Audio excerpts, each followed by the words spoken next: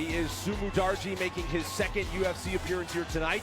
He's the first Tibetan fighter in the UFC, but he also trains with Dagestani wrestlers. That will lead to a well-rounded skill set. He's finished all 10 of his victories, 9 of them coming by knockouts. Wow, kick up top. Yeah, look at that. Just a thing of beauty. Biggest crowd reactions of the night so far. Sumu Darji looks phenomenal tonight. I mean, look at the movement. The kicks are sensational. The footwork. And he's just getting better and better as the fight's progressing. You've got 5 minutes, you can turn it around, but I don't know if you can take much more of this.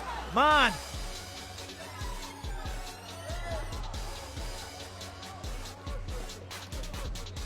But the quickness of Sumu Darji has been a problem to try to track him down. Oh, look at that. Absolutely beautiful. Catches the leg, sweeps the other foot.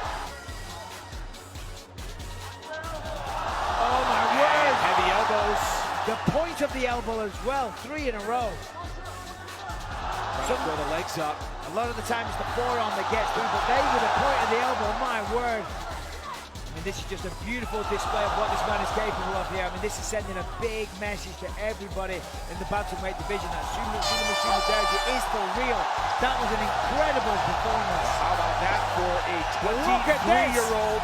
For the winner by unanimous decision, Sumu Darji. Look at this, laser beam, straight. He uses that length, and at 125, man, this division is unreal right now. To think that we were talking about not even having this around, what a waste that would have been. 5 feet 8 inches tall at 125.